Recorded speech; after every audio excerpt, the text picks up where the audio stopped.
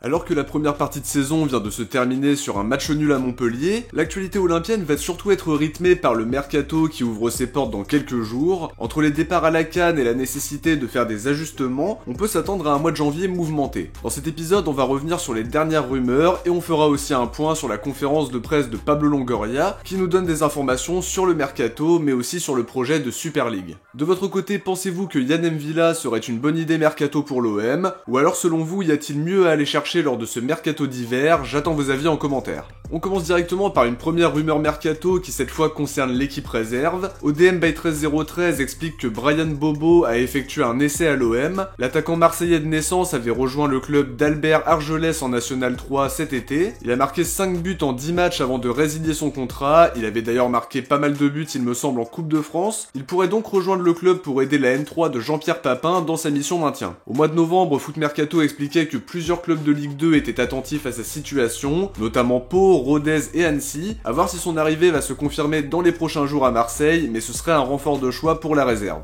Petite info par rapport à la cellule de recrutement dont on n'a pas encore parlé, Santi Aouna de Foot Mercato expliquait qu'Ali Zarak allait quitter son poste de coordinateur du recrutement à Lorient et pourrait rebondir à l'OM. Une info confirmée par la Minute OM qui affirme qu'il devrait bel et bien intégrer la cellule de recrutement marseillaise. Avant Lorient, il a notamment travaillé pour Le Havre et pour Auxerre. Son aventure s'est rapidement terminée à Lorient puisqu'il ne faisait apparemment pas l'unanimité au sein du club d'après les infos de Ouest France. À côté de ça, j'ai cru comprendre qu'il avait proposé Accor Adams ou encore El Ainaoui à la direction lorientaise, mais apparemment le Brice n'était pas séduit. Pourtant les deux joueurs ont des qualités certaines, on l'a bien vu sur ce début de saison, et ils auraient probablement fait du bien à cette équipe lorientaise. Il y a aussi une information mercato dont on n'a pas encore parlé et qui date de quelques jours maintenant. Yann M'Vila a fait un appel du pied à la direction marseillaise, mais pas que, parce qu'il y a eu aussi un appel du pied envers la direction lyonnaise lors de son entretien pour Prime Video. Il a expliqué être tenté par la perspective de revenir en France et considère que ses qualités sont compatibles avec le jeu qu'on propose et aussi bien sûr avec le jeu lyonnais puisque ça faisait partie de la question. À l'heure actuelle, il est libre de tout contrat depuis son départ de l'Olympiakos. La Minute OM en parlait déjà cet été, la direction marseillaise était attentive à sa situation en cas de départ au milieu de terrain. À voir si la piste ira plus loin, mais il y a des besoins dans l'effectif avec notamment la blessure de Rongier, Gay qui ira peut-être à la CAN puisqu'il fait partie des joueurs présélectionnés. À l'Olympiakos, M'Vila a joué plus de 40 matchs par saison en jouant la Coupe d'Europe tous les ans, seulement il n'a plus joué depuis le mois de mai et forcément faudra qu'il reprenne le rythme. C'est pas une piste incroyable non plus, mais si c'est raisonnable économiquement parlant, ça peut se tenter pour avoir une solution supplémentaire au milieu, avec un joueur expérimenté qui connaît le championnat et qui est libre de tout contrat. Toujours dans le sens des arrivées, la tribune olympienne évoque deux pistes qui feraient partie de la shortlist en cas de départ en attaque. Fedor Chalov qui ferait partie des cibles de la direction pour éventuellement le faire venir sous forme de transfert. L'attaquant russe du CSK Moscou n'a plus qu'un an de contrat. Cette saison, il a marqué 11 buts en 26 matchs. C'est un joueur qui peut aussi bien jouer seul devant qu'à deux attaquants. Un joueur capable de bien combiner, de bien trouver ses coéquipiers grâce à ses qualités techniques.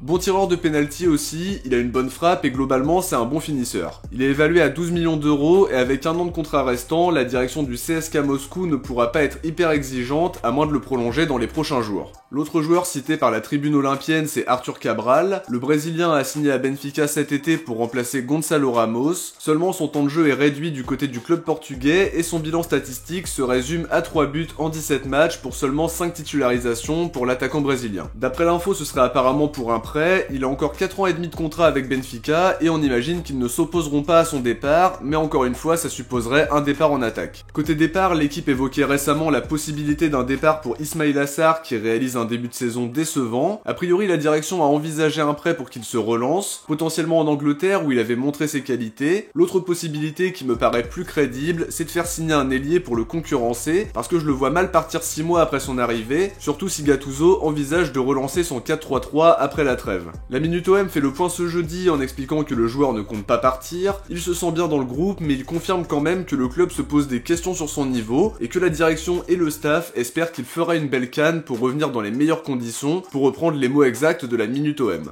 Il y a quelques jours, The Sun parlait aussi d'un intérêt de deux clubs anglais pour Iliman Ndiaye, Everton d'abord qui était déjà intéressé cet été avant qu'il signe à l'OM, et un autre club dont l'identité n'a pas fuité mais qui le suivrait d'un peu plus loin quand même. Foot Mercato nous dit qu'Iliman Ndiaye n'a aucune intention de quitter l'OM 6 mois après son arrivée et qu'il travaille d'arrache-pied pour s'imposer dans son club club de cœur. Personnellement, je suis totalement contre son départ. Alors c'est vrai que son rendement n'est pas idéal avec 1 but et 2 passes D depuis son arrivée, mais il y a un temps d'adaptation nécessaire. Il vient d'enchaîner 2 matchs comme titulaire à son poste préférentiel, c'est-à-dire second attaquant dans un 3-5-2, et clairement je pense qu'il va s'imposer à l'OM parce qu'il a toutes les qualités pour. Je l'ai d'ailleurs trouvé très intéressant face à Clermont et Montpellier. Sur les 2 matchs, sa sortie nous a fait du mal et j'espère qu'il enchaînera les bonnes prestations à son retour de la CAN. Dans le sens des arrivées maintenant, Il Messaggero parle à nouveau d'un intérêt de l'OM pour Daichi Kamada. On en avait d'ailleurs parlé dans l'un des derniers épisodes d'Actu OM. La direction marseillaise serait donc toujours intéressée mais devra faire face à la concurrence de Valence et de la Real Sociedad. Le milieu de terrain veut quitter la Lazio où il peine à s'imposer, 10 titularisations en 19 matchs. Ces 2 dernières titularisations en championnat se sont d'ailleurs soldées par 2 défaites face à Salernitana et face à l'Inter. En tout cas, ses qualités nous feraient du bien, c'est un joueur qui a de grandes qualités techniques, une belle vision de jeu, très bon dribbleur, un joueur qui participe au pressing, qui ne compte pas ses efforts et qui est bon dans les petits espaces. La saison dernière, il a fait une très belle saison sur le plan statistique, avec 16 buts et 7 assists avec Francfort, en évoluant tantôt en relayeur ou en milieu offensif, avec aussi quelques matchs sur l'aile gauche. Sur l'aspect contractuel, il n'a signé qu'1 an avec la Lazio, mais le club dispose d'une option de prolongation de 2 ans si je dis pas de bêtises.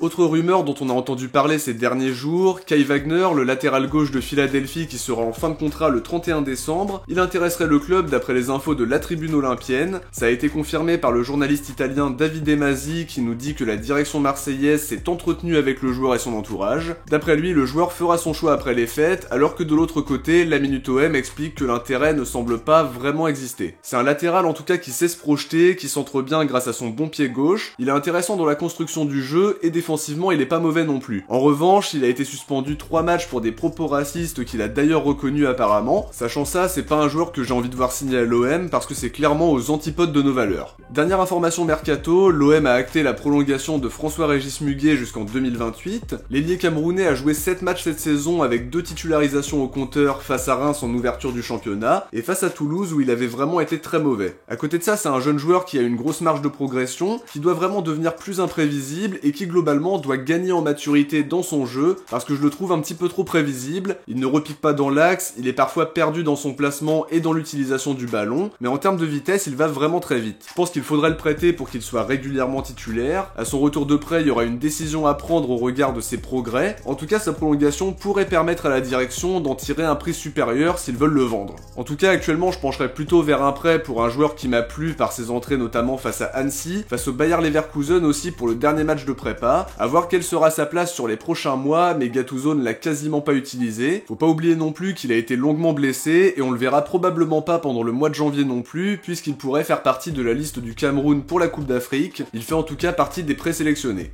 On termine maintenant cette vidéo par la conférence de presse de Pablo Longoria qui visait à faire le bilan de la mi-saison et aussi d'évoquer le mercato à venir. Concernant le bilan à la mi-saison, il explique être positif par rapport à la dynamique récente, même si la direction et le staff visent à être à une moyenne de 2 points par match, et ce n'est pas le cas actuellement. Il explique aussi être satisfait du parcours européen, même s'il reconnaît être déçu par le résultat du match à Brighton qui nous oblige à passer par les barrages. En tout cas, il est satisfait de l'équipe qui a réussi à inverser la tendance malgré le début de saison mouvementé et l'instabilité qu'il y a eu au sein du club. Il considère que les joueurs de l'effectif ont des qualités certaines, mais qu'il y a encore des détails à régler. Pour lui, on a gagné en sécurité défensive, comme il l'avait déjà évoqué dans sa précédente conférence de presse, mais il reste encore des détails qu'il faut régler, comme les buts sur corner au second poteau, qu'on a notamment vu face à Clermont et à Montpellier dernièrement. Il est aussi revenu sur le choix Marcelino en réitérant ce qu'il avait déjà dit. Il estime avoir sous-estimé l'impact du changement de méthodologie et de style de jeu entre Tudor et Marcelino, mais il explique qu'en ce qui concerne le mercato, ce sera à analyser en fin de saison, surtout en vue de la stabilité du début de saison, qui n'a pas permis aux joueurs d'avoir de la continuité et un environnement tranquille pour travailler. Par rapport au manque de continuité entre le style de jeu des différents coachs qu'il a nommés, il explique que c'est compliqué de maintenir un style de jeu sur plusieurs saisons, étant donné que le football évolue beaucoup et rapidement. Pour lui, Gattuso, c'est plus ou moins la continuité par rapport à ce que proposait Marcelino, même s'il reconnaît que Gattuso n'a pas eu la possibilité de bien travailler avec l'enchaînement des matchs. Il l'applaudit aussi par sa capacité à avoir changé son système pour s'adapter aux qualités de l'effectif. Il est très content de ce qu'il propose sans avoir eu de vraies semaines de travail pleines et le remercie pour ce qu'il apporte, notamment de la sérénité qui nous manquait au moment de sa nomination. Concernant le mercato, il explique qu'il faut prendre en compte les deux systèmes, le 4-3-3 que Gattuso préfère et le 3-5-2. Évidemment, évidemment, dans les deux cas de figure, les cibles ne sont pas forcément les mêmes. Si on joue en 3-5-2, on a moins besoin d'ailiers, mais si on passe en 4-3-3, il nous faudra des ailiers de métier, et précisément des ailiers qui repiquent vers l'intérieur, puisque c'est ce qu'on recherche. D'après lui, il nous manque un latéral gauche et il faudra être attentif aux absences pendant la CAN et aussi au milieu de terrain par rapport à la blessure de Rongier. Questionné sur l'impact de la CAN, il nous dit qu'il y aura 70 joueurs de Ligue 1 qui pourraient y être et que c'est un problème qui ne concerne pas que l'OM. L'info intéressante, c'est celle qui concerne la DNCG. Il a clarifié la situation en expliquant que l'OM n'a pas besoin de vendre, le club dispose de la trésorerie nécessaire, seulement si le club veut faire des investissements, il faudra réduire la masse salariale, mais la perspective de faire venir des joueurs en prêt peut être intéressante aussi. Pour autant, il précise que l'OM ne recrutera pas non plus 6 joueurs cet hiver parce que ça ne serait pas raisonnable et on ne peut pas faire notre mercato pour un mois et demi. Faut pas avoir un effectif hyper large non plus, mais l'objectif reste de limiter l'impact de la CAN en faisant quelques ajustements. Par rapport au mercato d'été, il explique faire confiance à tous les attaquants. Il considère qu'Iliman Ndiaye a bien progressé, que Correa est plus à l'aise dans un système en 3-5-2 plutôt qu'en 4-3-3. Harit est globalement performant et d'après lui, Ismaïla Sarr peut aussi s'imposer dans un système comme celui-là. Il est aussi revenu sur la situation de Luis Enrique.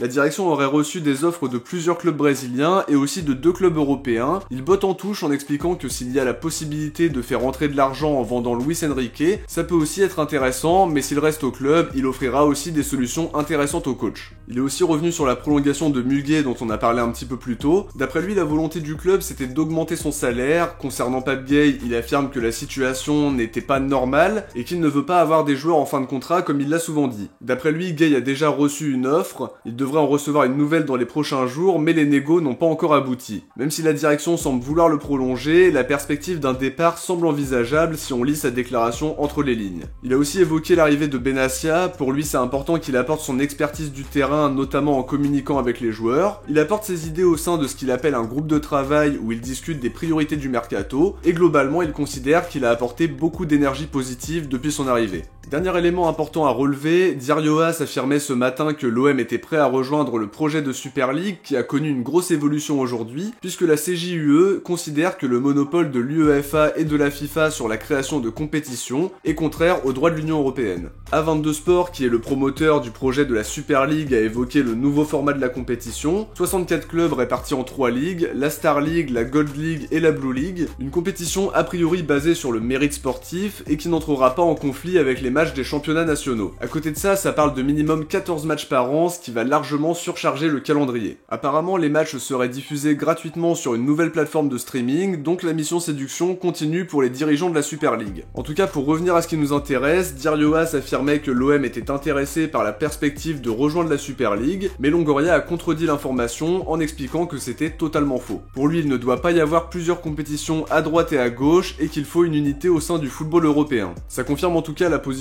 de Frank McCourt, qui expliquait il y a quelques temps encore qu'il était contre le projet de Super League. De notre côté, on arrive à la fin de cet épisode qui était plus long que d'habitude, j'espère que ça vous a plu. Si c'est le cas, n'oubliez pas de laisser un like pour soutenir la chaîne, c'est super important, merci à tous ceux qui y pensent à chaque fois. Je vous invite aussi à vous abonner en activant la cloche pour ne rien louper des prochaines vidéos, et notamment des vidéos mercato qui vont être très nombreuses tout au long du mois de janvier. Si vous avez regardé cette vidéo jusqu'à la fin, écrivez Pablo dans les commentaires. De mon côté, je vous dis à très vite pour une prochaine vidéo. Pour ceux que ça intéresse, je serai dans le live de la Tribune Olympienne ce jeudi soir à 21h15, alors n'hésitez pas à passer pour voir ça. Ciao, portez-vous bien et surtout allez l'OM.